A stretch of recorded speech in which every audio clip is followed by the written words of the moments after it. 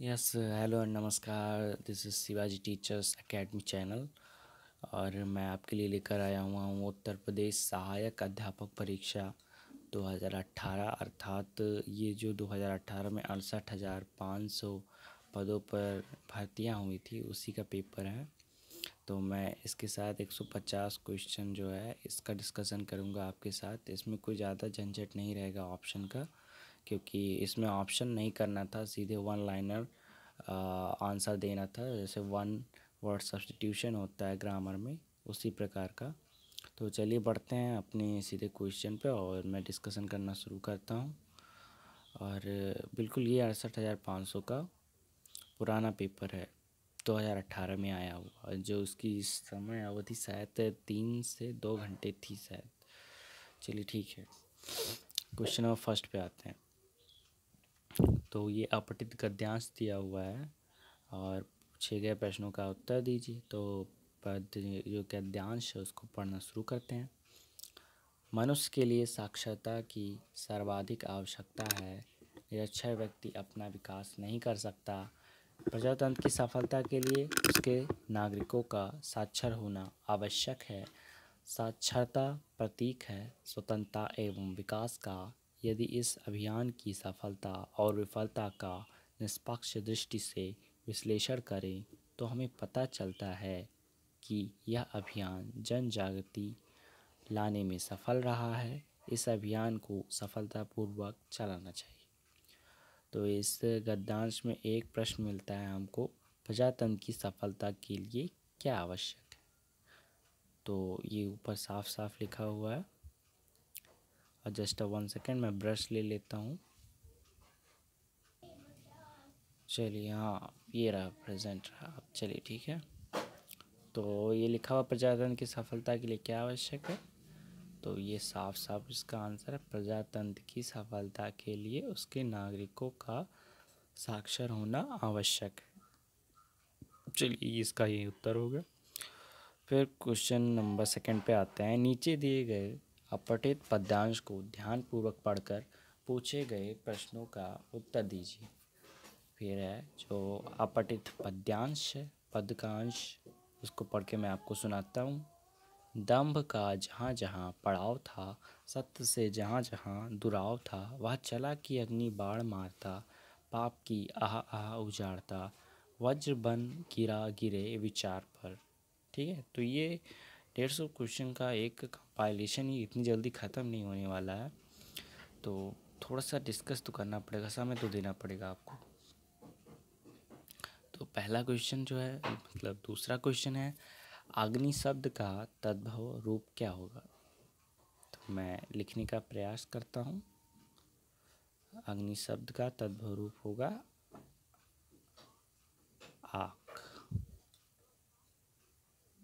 चलिए ठीक है। फिर उसके बाद दूसरा तीसरा नंबर क्वेश्चन पे आते हैं। चौराहा में कौन सा समास है।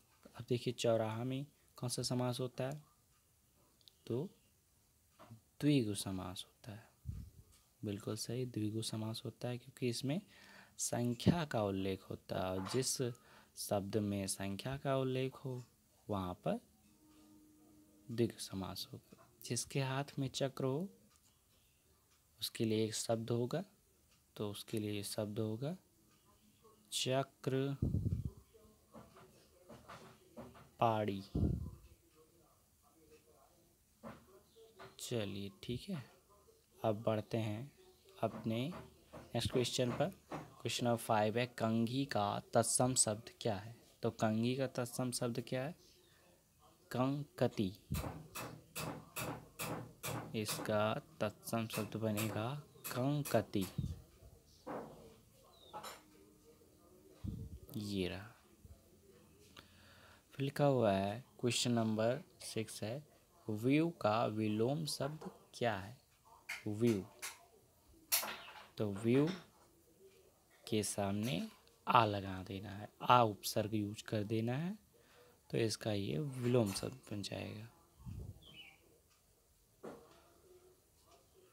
चलिए ठीक है, बढ़ते हैं अपने क्वेश्चन नंबर 8 पर। मैंने कहा होगा, मैंने कहा होगा ये किस प्रकार का वाक्य है। तो ये तो मेरे ख्याल से संदेहवाचक है शायद। बिल्कुल संदेहवाचक लगता है, बिल्कुल संदेहवाचक ही है, संदेहवाचक। राइटिंग बहुत अच्छी बन रही है। अब आप लोग एडजस्ट कर लीजिएगा क्योंकि लाइट पेन है नहीं। ये इसका मैंने आंसर बताया क्वेश्चन नंबर 8 का। एक बार फिर से लिख देता हूँ, संदेहवाचक।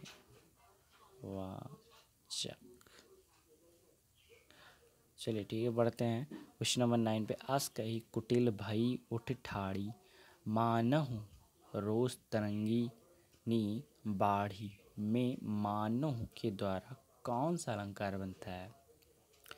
क्वेश्चन के सारे आंसर आप लोग नोट करते रहिएगा। और ये जो आस कही कुटिल भई, तो इसमें अगर मानहु आता है तो इसमें समझ जाइए कि इसमें कौन सा अलंकार होगा, उत्प्रेक्षा अलंकार होगा। तो अगर मनु, मानहु, मानो, जानो ऐसे शब्दों का उल्लेख होता है किसी भी वाक्य में तो और किसी भी संकलन में, तो वहाँ जान जाइए आप लोग कि यहाँ पे अलंकार होगा उत्प्रेक्षा। इसको मैं लिखने का प्रयास करता हूँ, उत्प्रेक्षा। ये रहा, इसका मैंने आंसर बताया। क्वेश्चन नंबर 10 है, वह अपना सिर खुजलाता है, वाक्य में सकर्मक या अकर्मक कौन सी क्रिया है? तो इसमें कौन सी क्रिया हो जाएगी, सकर्मक या अकर्मक? तो इसमें सकर्मक क्रिया हो जाएगी क्योंकि वो कर्म कर रहा है कहीं पे। ये रहा इसका आंसर, सकर्मक। फिर उसके बाद 11 नंबर है, वीर रस का स्थायी भाव लिखिए। तो वीर रस का स्थायी भाव क्या होगा? तो वीर रस का स्थायी भाव उत्साह होगा। बिल्कुल, हिंदी में काफ़ी दफ़ा पढ़ा गया है, 9 रस होते हैं। फिर उसके बाद बढ़ते हैं, उन्मेष में किस उपसर्ग का उपयोग हुआ है? उन्मेष, तो उन्मेष में उपयोग हुआ है उत, उत का हुआ है उपयोग। एक बार मैं फिर से लिखता हूँ, ये उत, जी। आगे बढ़ते हैं, क्वेश्चन नंबर 13 जो है, जिसके पास तुरंत सोचने की शक्ति हो उसके लिए एक शब्द लिखिए। तो जिसके पास तुरंत सोचने की शक्ति होती है उसे हम कहते हैं प्रत्युत्पन्नति। ठीक है, अब देखते हैं, इसको लिखते हैं हम, प्रत्युन, याद आना है, ये भी याद आना है, और ये मिति, बस यही हो गया। चलिए बढ़ते हैं अपने नेक्स्ट क्वेश्चन पर। तो नेक्स्ट क्वेश्चन ये रहा, संस्कार शब्द में कौन सा उपसर्ग है? तो संस्कार शब्द में उपसर्ग है सम। सम जो है इसमें उपसर्ग है। चलिए बढ़ते हैं। और हाँ, एक बात ध्यान देना रहेगा, ये जो सम लिख रहे हैं हम लोग, इसमें जो माँ है इसके नीचे हलंत लगा हुआ है। हलंत का अर्थ तो आप जानते हैं, उस अक्षर का उच्चारण हम लोग आधा ही लेंगे। और ये क्वेश्चन नंबर 14 था, आप 15 पे बढ़ते हैं सीधे। लिखा हुआ है, शुद्धि का तद्भव शब्द क्या है? तो शुद्धि का तद्भव शब्द सिर्फ एक सा का अंतर हो जाएगा, ऐसा प्रयागराज पीएनपी के द्वारा कहा गया है। उसी के सारे आंसरों का कंपाइलेशन मैं आपको बता रहा हूँ। चलिए ठीक है, क्वेश्चन नंबर 16 है, मुझसे उठा नहीं गया, वाक्य में कौन सा वाक्य है? तो इसमें भाववाचक, भाव।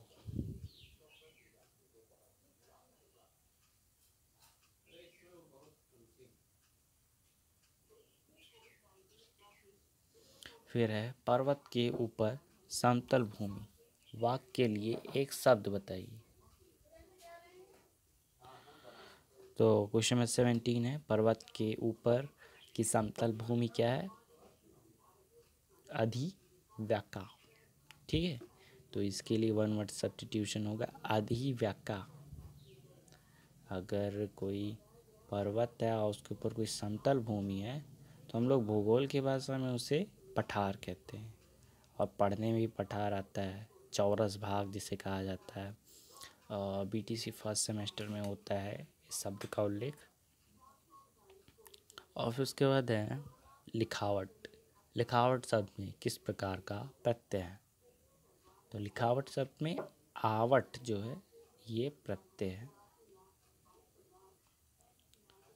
ओके। काला सागर में कौन सी संज्ञा है? तो काला सागर में कौन सी संज्ञा है?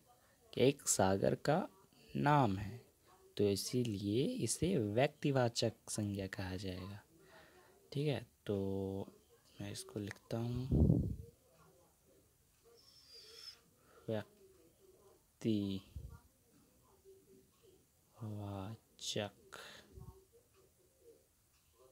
चलिए ठीक है,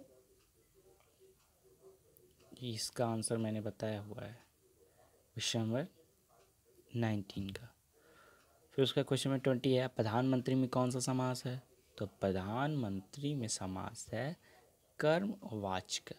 ठीक है, ये प्रधानमंत्री शब्द एक कर्म को प्रेजेंट करता है, किसी के ऊपर कर्म करने जा रहा है, कार्य करने जा रहा है, इसीलिए उसके ऊपर काफ़ी जिम्मेदारियां हैं, तो इसमें कर्मवाचन समास या कर्मवाच्य समास कहा जाएगा।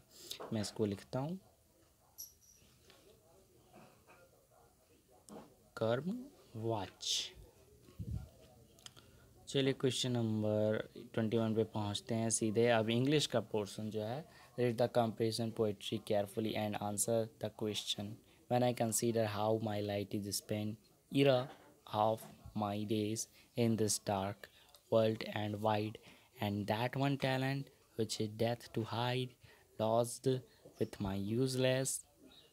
me useless to my soul more bent। तो इसमें पूछा हुआ है ERE मतलब ईर वर्ड का मीनिंग क्या है। क्वेश्चन नंबर 21 पर आप लोग ज़रा गौर फरमाइए। तो क्वेश्चन नंबर 21 में ERE ईरे का मीनिंग क्या होगा? तो इसका मीनिंग होता है एक किसी समय के पहले, ठीक, या बिफोर कहा जा सकता है इसके लिए एक शब्द बिफोर।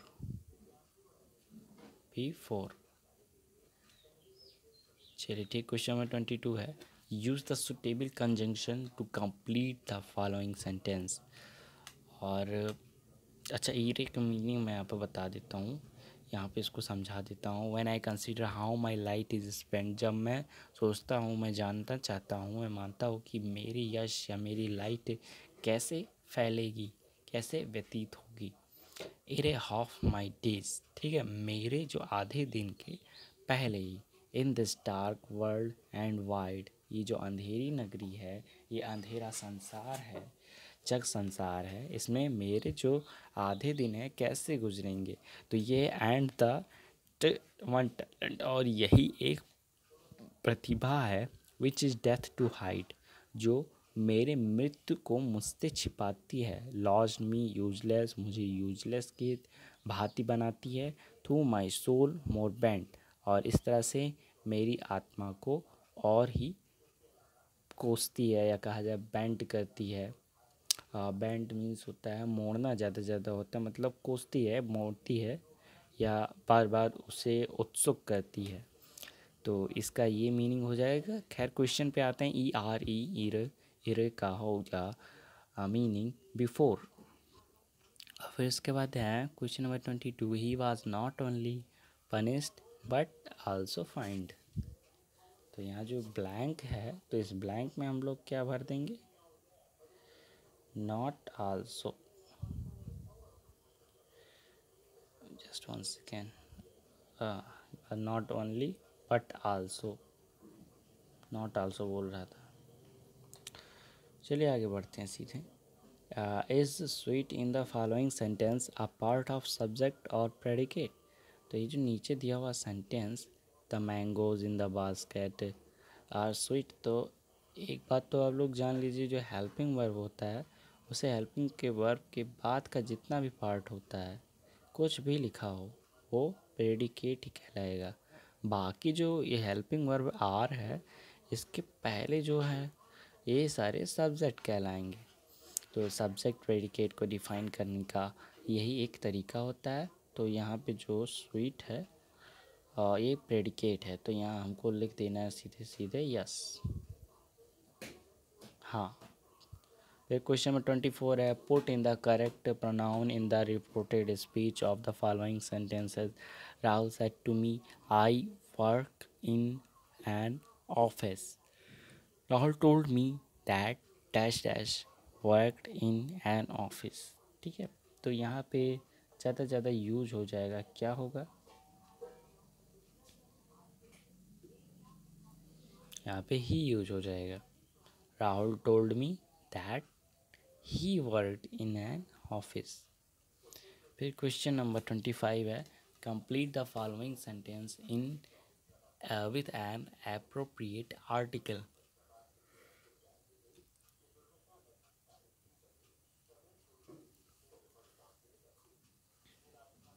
तो यहाँ पे क्या हो जाएगा, जस्ट 1 सेकेंड, यहाँ पे यूज हो जाएगा a, it is a unique opportunity. A unique opportunity. और इस क्वेश्चन में काफ़ी संशय था कि एन होगा, कि हालांकि जो यू से स्टार्ट होता है ए आई ओ यू वावेल और कॉन्सोनेंट, लेकिन आयोग ने इसका उत्तर यहाँ पे ए ही दिया हुआ है। संशय भरा क्वेश्चन था।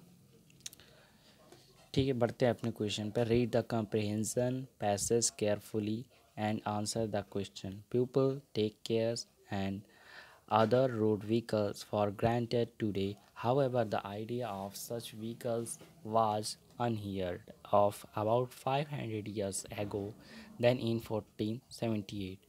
The artist and inventor Leonardo da Vinci designed a self-propelled vehicle. His drawing showed a boxy open-topped wooden machine with three wheels. Coiled spring would make the vehicle more somewhat like a wind-up toy. Models of Leonardo vehicles have been made in recent years and are on exhibit in museum in Italy. तो ये था question, ये सारा था passage. अब इस passage को पढ़कर हम लोग को आंसर देना है। शायद 5 है, हाँ बिल्कुल 5 है। देखते हैं, पहला क्वेश्चन है, what did the Leonardo da Vinci design in 1478। तो लियोनार्डो दा विंची के बारे में आपने सोशल साइंस में भी पढ़ा होगा और इंग्लिश में भी पढ़ा होगा। वो एक इन्वेंटर भी थे, साइंस में भी पढ़ा होगा और सोशल साइंस मतलब दोनों में पढ़ा होगा। अब देखिए, सोशल साइंस में वो एक चित्रकार की तरह कहे गए हैं। लियोनार्डो दा विंची ने ही जो एक तस्वीर रहती है जिसके ऊपर भाव नहीं रहते, उसको क्या कहते हैं, मोनालिसा। मोनालिसा की पेंटिंग को बनाया हुआ है लियोनार्डो दा विंची ने। इनकी पेंटिंग काफ़ी फेमस हुआ करती थी, ड्राइंग के मामले में माने जाते थे।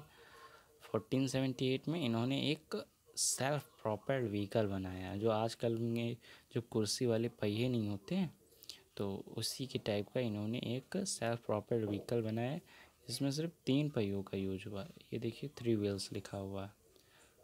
जिससे एक वुडन मशीन, एक लकड़ी के उस पर बनाया हुआ है, बॉक्स साइड पे लिखा है, his drawing showed a boxy open topped wooden machine with 3 wheels. ठीक है, तो इन्होंने ऐसे सेल्फ प्रोपेल्ड व्हीकल बनाया हुआ था। और his drawing showed in boxy open topped wooden machine with 3 wheels. चलिए ठीक है। कॉइल्ड स्प्रिंग, तो इसमें जो कुर्सी टाइप का बनाया हुआ था, तो इस पर क्या हुआ था, इसमें कुछ बैठने, इंसानों के बैठने के योग्य कुछ नहीं था। इसमें सिर्फ सामान रखने के लिए लोग मतलब रखने के लिए चीज़ बनाए गए थे। और फिर coiled spring would make the vehicle more somewhat like a wind up toy. तो जो उसके क्वाइल्ड स्प्रिंग थे, क्वाइल्ड होते हैं स्प्रिंग घुमावदार, तो वो इसमें एक खिलौने की भांति इसका व्यवहार करते थे, मतलब दिखने में लगता था, और उसे आजकल म्यूज़ियम इटली में रखा गया है। और इसका आंसर तो मैंने बता दिया। What did the Leonardo da Vinci design in 1470? Self propelled vehicle Leonardo da Vinci design in 1478। Will cover write the masculine form of bee. Bee means होता है मधुमक्खी, और मधुमक्खी का मैस्कुलिन जेंडर होता है ड्रोन। ड्रोन जो आजकल उड़ता है, जिससे लोग निगरानी करते हैं, तो ये एक बड़ा रूप होता है ना मधुमक्खी का, तो इसीलिए ड्रोन कहते हैं। चलिए आगे बढ़ते हैं सीधे क्वेश्चन पे। Complete the following sentence. The soldier fight, oh माफ़ कीजिएगा, फाइट बोल गया। The soldier fought with courage, तो इसमें क्या होगा? इसमें एक ऐसे प्रपोजिशन का यूज़ होगा जो इसका साथ दे, तो विथ कहा जाएगा यहाँ पर। द सोल्जर फॉट विथ करेज, सैनिकों ने लड़ा, किसके साथ लड़ा? पूरे साहस के साथ लड़ा। क्वेश्चन नंबर 29 पे आते हैं। Identify the voice in the following sentences. तो आइडेंटिफाई करना है कि सेंटेंस में Alexander Graham Bell invented the telephone, तो इसमें कौन सा वॉइस होगा? एक्टिव वॉइस या पैसिव वॉइस?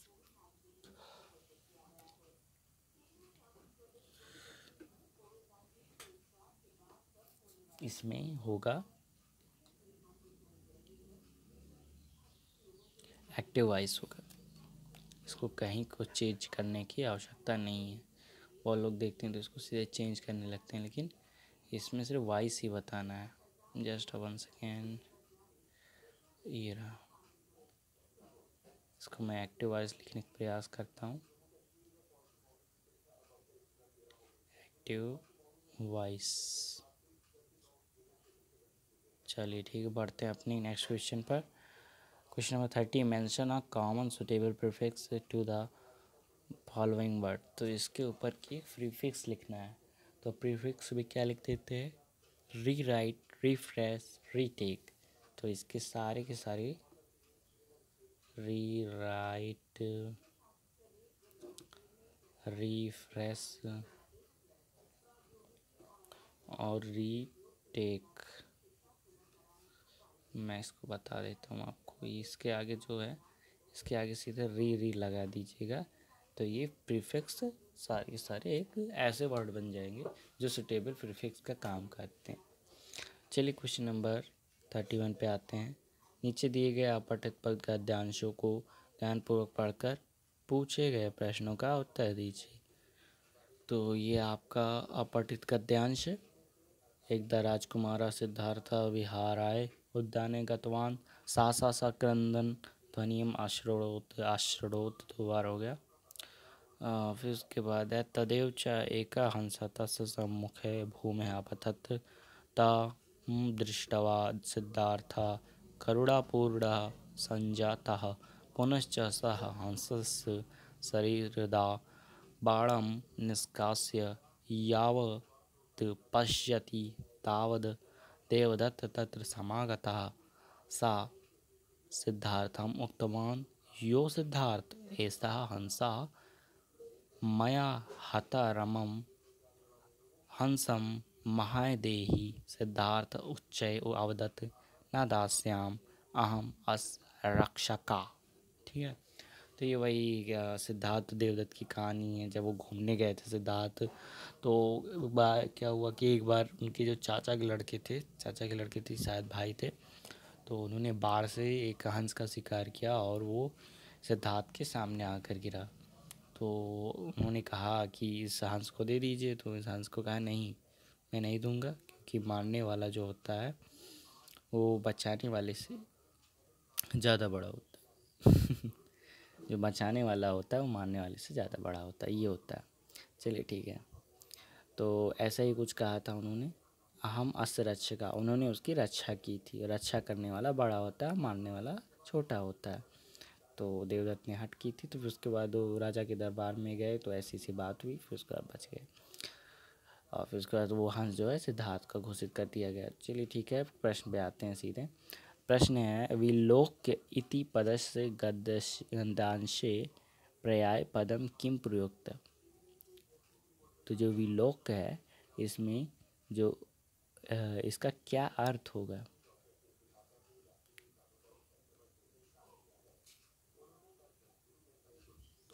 चलिए ठीक है, तो विलोक्य इति पदस्य गद्यांशे पर्याय पदम जो होगा वो पश्यति होगा, देखना होगा। ठीक है, इसका अर्थ विलोक इति पदस्य में गद्यांशे पर्याय पदम किम प्रयुक्त, इसे किस पद से प्रयुक्त किया गया, तो उससे पश्यति।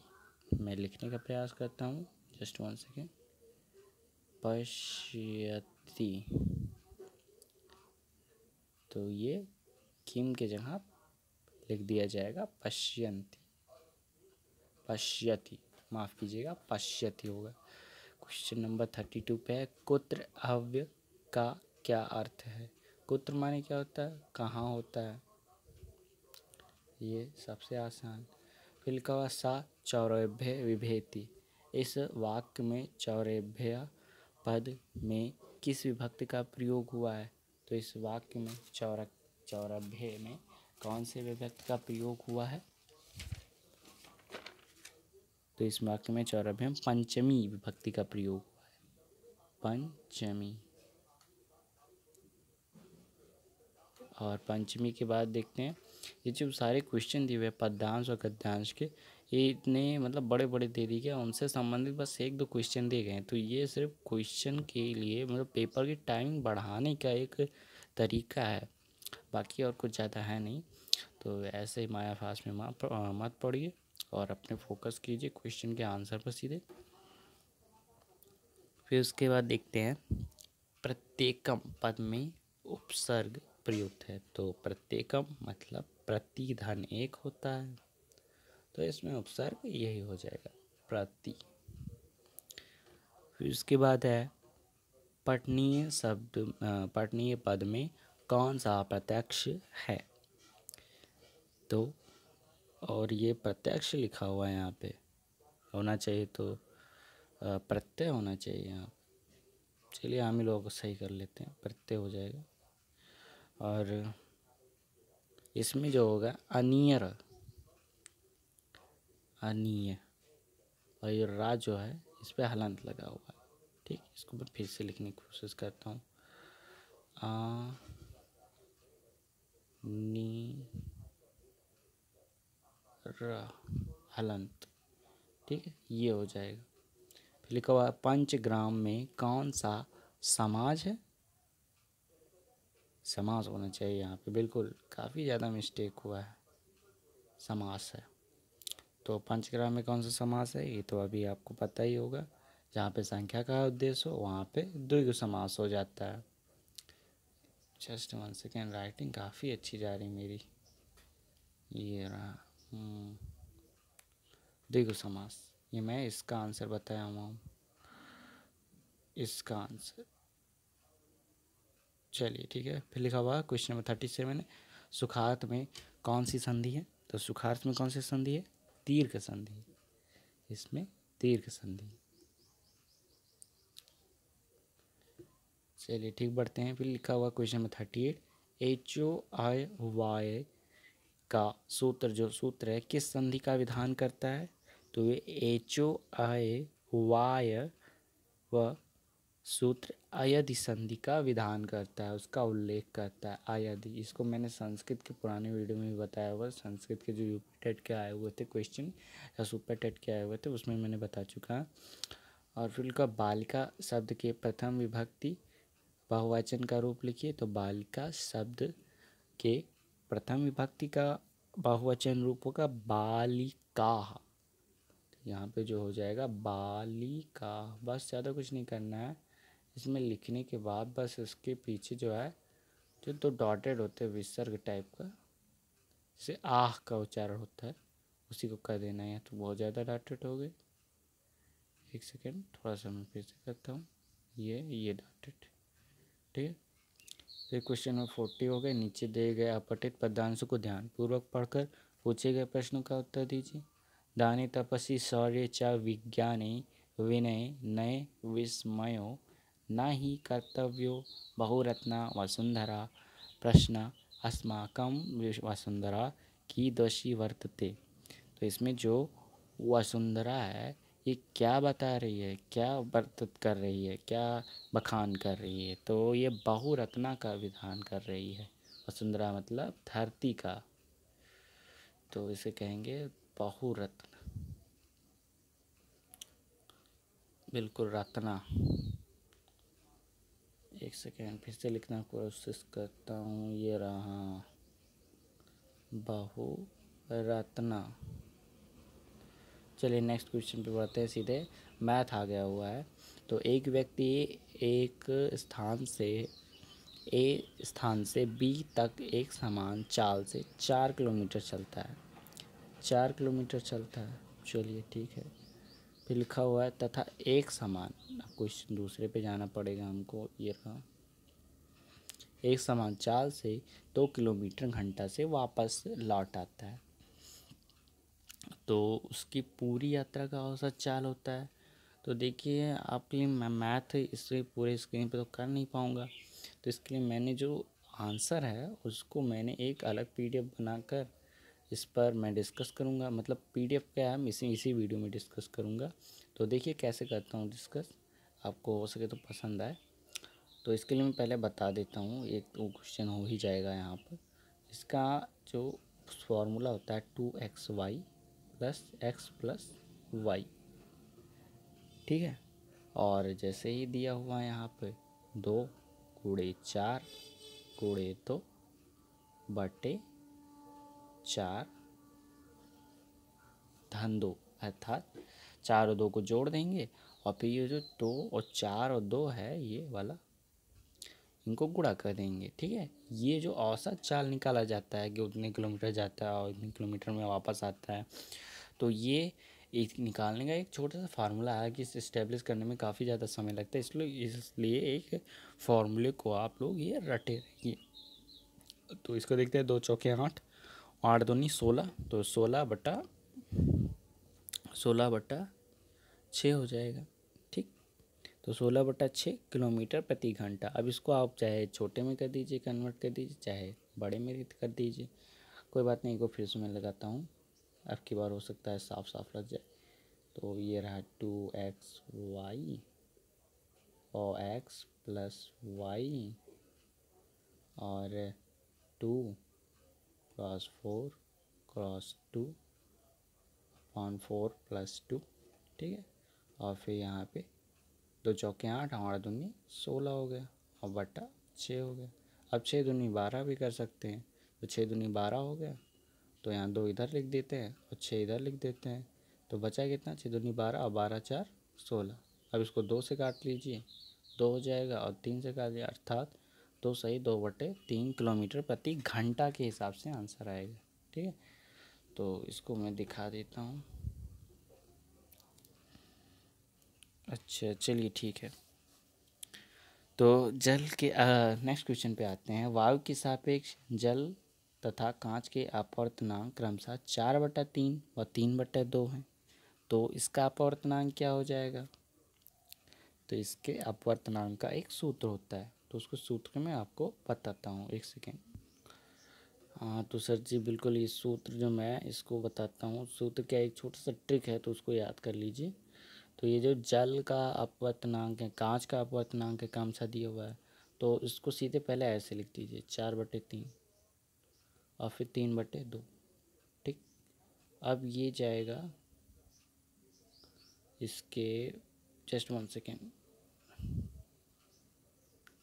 इस पे गुणा हो जाएगा और इसके गुणा हो जाएगा, 4 दूनी 8 हो जाएगा और ये 9 हो जाएगा।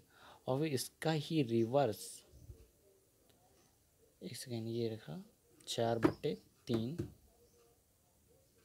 और फिर उसका 3/2 और फिर उसका ये इससे गुणा हो जाएगा और इसका इससे गुणा हो जाएगा, तो 8/9 आएगा। और देन इसका रिवर्स जो होगा, इसका अपवर्तनांक माना जाएगा। जल के सापेक्ष कांच का अपवर्तनांक ये होगा। तो इसे एक ट्रिक से भी लगा सकते हैं, अगर दिया हुआ है वायु के सापेक्ष जल और कांच का अपवर्तनांक, तो ऊपर आप 4/3 लिखिए, अगर जो दिया हुआ है तो उस संख्या को लिख दीजिए, हालांकि ये सीधे रेशनल वैल्यू में होगी, बटे के वैल्यू में ज़रूर होगी, पी बाई क्यू के फॉर्म में ज़रूर लिखा होगा। तो इसको ऊपर लिखकर फिर इसको ऊपर से गुणा करके, अर्थात जो नीचे संख्या है उसको सबसे ऊपर ले जाकर, बटे का मेथड रहता है उसे गुणा करने का, उसको गुणा करने के बाद फिर उसको एक व्युत्क्रम में ले आइए, रिवर्स में ले आइए। उसको निकल जाने के बाद चल के सापेक्ष कांच का अपवर्तनांक मिल जाएगा। क्वेश्चन नंबर 43 पे, एक विद्युत बल्ब, जो कि ये साइंस से क्वेश्चन है, 20 सेकंड में 2000 जूल विद्युत ऊर्जा का उपयोग करता है, इसकी शक्ति कितनी है? तो इसकी शक्ति कितनी है? तो इसका शक्ति P बराबर W/T होता है। तो यहाँ पे दिया हुआ है जूल, जस्ट 1 सेकेंड, P बराबर W/T, और यहाँ पे जूल में जो वर्क दिया हुआ है, कार्य करने की मात्रा को, क्षमता, क्या करने की क्षमता को ऊर्जा कहते हैं, ये भी कहा जाता है, और वर्क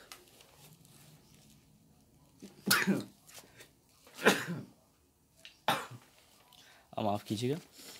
चलिए, तो यहाँ पे सीधे जो जूल दिया हुआ है वर्क, उसको रखते हैं, 1 सेकेंड। हाँ जी सर जी, बिल्कुल। तो इसमें आते हैं सीधे, P बराबर W/T,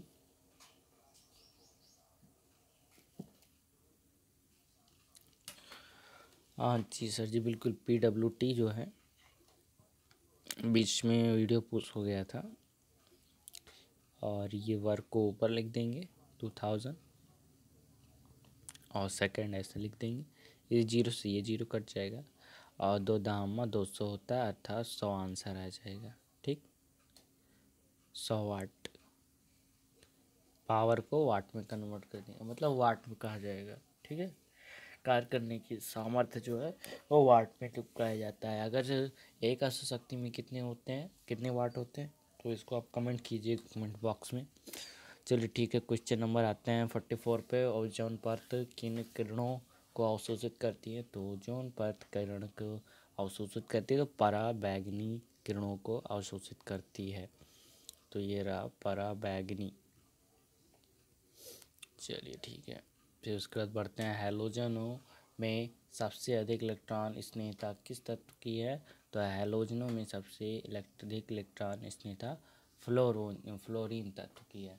और बिल्कुल फ्लोरीन तत्व जो आता है आपका 9 नंबर पे आता है, मतलब hydrogen, helium, lithium, beryllium, boron, carbon, nitrogen, oxygen, fluorine. तो इसके बाद ये कितने नंबर पे आता है? 9 नंबर पे आता है। और अगर देखा जाए तो 9 2 जा 18, तो इसका जो परमाणु